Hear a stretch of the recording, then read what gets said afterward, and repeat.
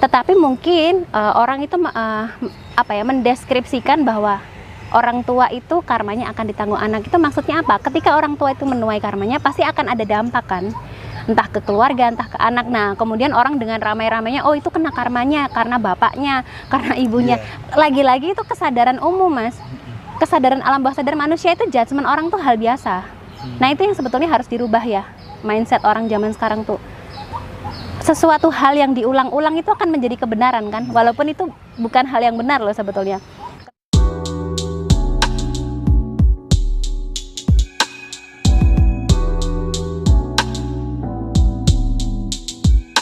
Dalam hal belief system ya Mas, saya sudah beberapa kali pindah agama. Bukan saya mempermainkan, tetapi rasa ingin tahu saya sejak kecil itu besar.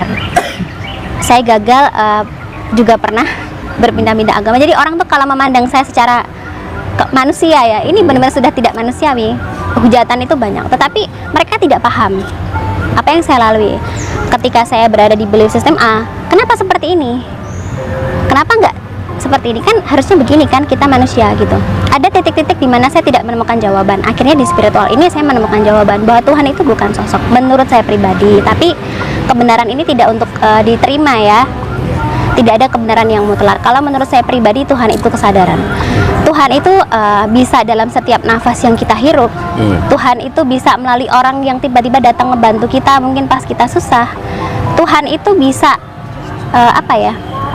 dorongan hati untuk nolong orang tanpa ada tendensi apapun. Tuhan itu menurut saya bukan sosok, tapi kesadaran. Ketika vibrasi kita mencapai titik tertentu, maka disitulah Tuhan berada. Terutama di hati kita, dirasa. Itu menurut saya Mas. Banyak yang mengatakan Mbak Listi bahwa wujud Tuhan itu ada yang cahaya. Ada juga Tuhan itu adalah diri sendiri, itulah Tuhan. Jadi diri sendiri itu fotokopi dari Tuhan. Ada juga yang mengatakan bahwa Tuhan itu berada di atas langit. Itu bagaimana menyikapinya? Ya, kembali lagi setiap orang punya perspektif ya Mas. Kalau saya sih lebih orang itu memiliki sudut pandangnya masing-masing berdasarkan background mereka hidup, pendidikan yang mereka terima, kesadaran mereka yang mungkin berada pada level-level yang masing-masing. Kalau saya pribadi, Tuhan ada dalam diri kita, ya benar. Kita ini percikan cahaya dari Tuhan. Makanya kalau kita itu bertindak tidak baik, kita itu menjauhkan diri dari cahaya Tuhan itu sendiri. Makanya sebetulnya kalau kita berbuat jahat, kita nggak tenang kok. Kita misalkan kayak mengalami kehidupan yang nggak bener, misalkan kita tahu misalkan kita ngelakuin sesuatu yang salah sampai nyakitin orang, hati kita bergetar kok sebetulnya, kita nggak nyaman. Cuman kadang batas manusia empatinya itu besar atau enggak. Kalau memang manusia itu empatinya besar, ketika dia mau ngelanggar ya, mau nerjang itu pasti empatinya langsung negor, udah jangan diterusin. Tapi kalau manusia itu nggak ada empati, ketika dia melakukan kesalahan sebetulnya nggak tenang, tapi nanti pasti akan ngulang lagi karena nggak ada rem. Nah, empatinya manusia itu sebetulnya remnya manusia.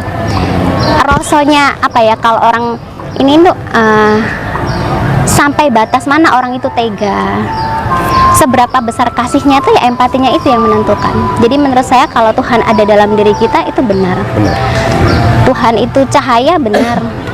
Karena tidak terdefinisi ya, maksudnya cahaya yang seperti apa kan pemahaman orang beda-beda. Tapi kalau Tuhan itu ada di atas langit itu masih terlalu, menurut saya pribadi masih terlalu harus perlu digali lagi. Tidak sesimpel itu. Tuhan itu kalau kita pelajari kompleks, tapi ketika kita masuk ke situ tuh pelepasannya luar biasa, bahkan tak terdefinisi. Bahkan kita menjadi orang yang benar-benar tidak melabeli sesuatu, tidak menghakimi sesuatu, nggak judgement ke orang. Kita jadi orang yang benar-benar netral, titik nol. Jadi mau orang ngelakuin A, mau orang ngelakuin B, kita bisa memandang orang itu dengan titik nol. Oh mungkin dia bisa begini. Jadi rasa welas asihnya tuh jadi besar gitu loh Mas. Kalau kita memandang Tuhan itu berada di satu titik tertentu, kayak kita tuh malah jadi jauh sama Tuhan itu sendiri. Bayangin kalau kita sebagai anak aja jauh sama orang tua, kan kita malah nggak tahu ya kabarnya seperti apa, harus video call dulu, harus telepon dulu, ribet. Jadi selama nanti menuju akhir tahun berangsur-angsur tuh spiritualis merapatkan barisan, lebih banyak bersinergi, take action lah, jangan cuman diawang-awang terus ya, menapak ke bumi, take action, do something, jadi orang yang real, sekecil apapun peranmu, entah apapun yang bisa kamu lakukan sebagai karyawan toko, sebagai bagian pembersih jalanan, itu peran yang besar. Bahkan mungkin kita pun nggak kepikir mau kok untuk menggantikan posisi mereka. Jadi setiap orang tuh perannya besar. Take action dari kecil, dari apa yang bisa kita lihat setiap hari. Misalkan kita lihat sampah di jalan, kita ambil. Kita lihat apa sih bikin komunitas kecil untuk kasih makan kucing-kucing di jalan. Lakukan sesuatu gitu mas. Kalau kita hanya bersungut-sungut, nggak ada kok hidupnya yang mudah setelah pandemi. Sama sebetulnya. Tapi orang yang sukses adalah orang yang berani menentang kondisi, keadaan kenyataan hidup itu kan kita nggak bisa mengubah ya, karena ada destiny ya. Kalau kita memang jodohnya digariskan menikah di usia segini, di usia sebelumnya itu kita nyari-nyari juga percuma. Makanya kalau orang Jawa itu bilang kan mengalir, istilahnya mengikuti alur. Terus bukan nggak ngapa-ngapain juga, tapi kalau kita memang sudah melakukan yang maksimal, tapi kita belum mencapai hasil, ya tetap lakukan itu, konsisten gitu loh. Kadang kan kesalahan orang ngalir gimana, kalau kita nggak melakukan sesuatu, kita nggak makan, yang bukan gitu juga gitu. Jadi banyak mindset yang harus dirubah ya. Untuk orang-orang yang punya life path 1, kalian yang punya jiwa-jiwa pemimpin, ayo bangkit. Jangan hanya nunggu di komando. Kalian tuh sebetulnya yang harus ngomandoin gitu, dalam circle paling kecil gitu. Misalkan rumah tangga, ya dari rumah tangga dulu. Lingkup RT ya RT dulu. Banyak kok, saya yakin manusia itu kan punya life path ya, jalur jiwa ya. Ada yang orang memang ditakdirkan jadi pemimpin, orang yang ditakdirkan menjadi bagian komunikasi atau speaker. Orang tuh masing-masing. Jadi ayo, justru jadilah spiritualis yang masuk ke dalam diri saya. Ini misinya apa? Saya sebagai apa? Kalau misinya leader, dia cuman ngikut selama ini jadi followers, ya nggak akan nemu jalannya gitu. Jadi harus paham sama diri sendiri. Ini terkait kali kesadaran di dalam diri manusia itu kan katanya ada 3 kesadaran. Yang pertama kesadaran alam bawah sadar, alam tidak sadar, dan bisa dijelaskan Mbak itu seperti apa? Baik, terima kasih Mas. Kalau setiap orang punya perspektif masing-masing ya tentang kesadaran. Kalau yang saya pribadi, saya belajar, saya lebih memahami bahwa ada kesadaran itu kesadaran murni, kesadaran alam bawah sadar, dan kesadaran yang saat ini.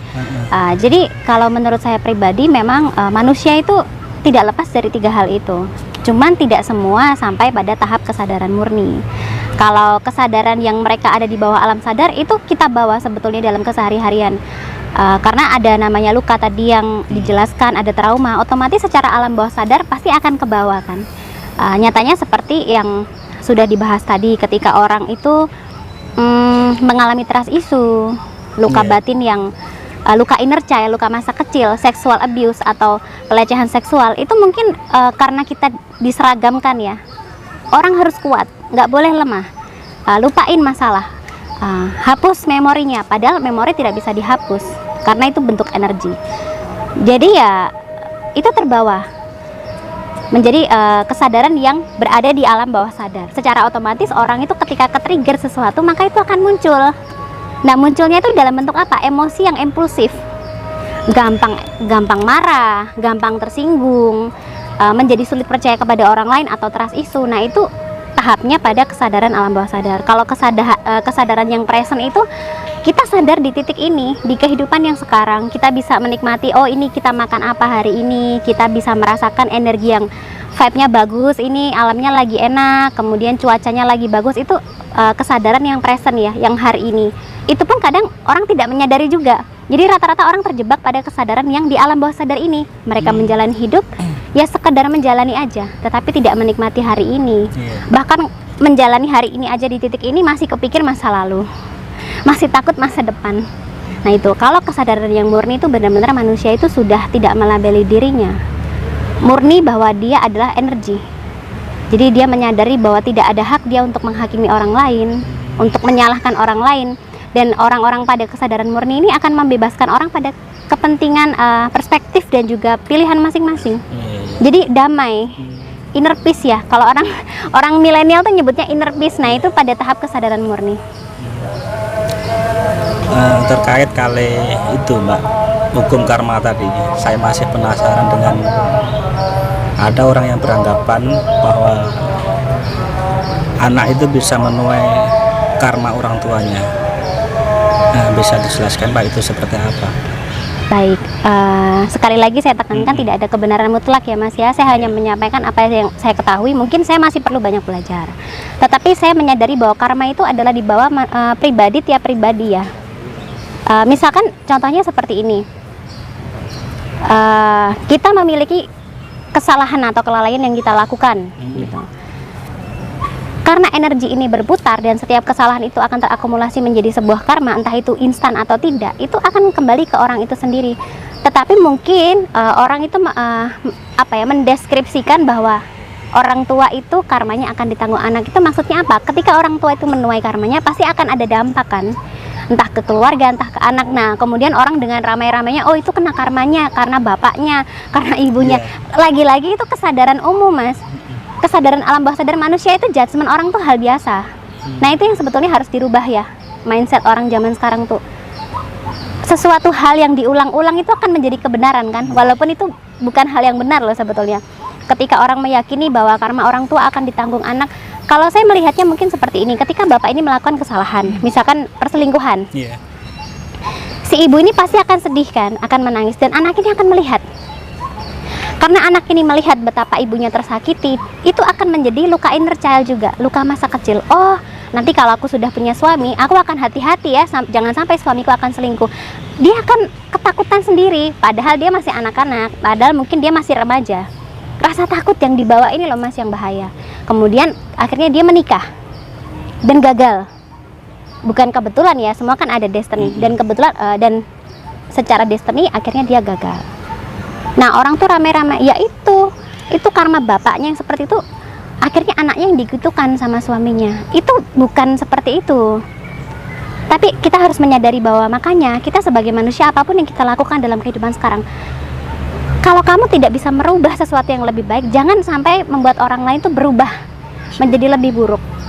Contohnya tadi, orang tua melakukan kelalaian, kesalahan, kekhilafan, anak yang akhirnya terbawa energinya yang negatif. Kemudian dia menjadi gagal. Orang dengan gampangnya bilang, oh ya itu karma bapaknya. Nah mungkin di situ Mas, yang saya nangkepnya seperti itu. Tetapi saya percaya apapun yang kita tanam akan kita tuai ya kembali ke diri kita. Semesta ini nggak salah memantulkan. Jadi kalau mungkin perspektifnya orang tuh setiap kesalahan kita dicatat. Oh ya itu kebenaran mereka. Tapi kalau saya pribadi nggak seribet itu kok. Jadi lebih kepada apa yang kita pantulkan ke alam ini, apa yang kita pantulkan ke semesta, itu akan balik ke kita dalam bentuk energi yang sama. Kalau kita mengafirmasi kata-kata yang positif, kita ngomongin orang yang baik-baik, ngomongin diri sendiri juga yang baik-baik, otomatis balik ke diri kita ya jadi rezeki yang baik, pasangan yang baik, pertemanan yang baik kan seperti itu. Nah, kalau kita melemparnya ke semesta ini yang buruk ya kembalinya bakal buruk. Keluarga mungkin jadi berantakan karena kurang komunikasi, kemudian pekerjaan yang kayak ngerasa berat. Nah itu karena energi negatif.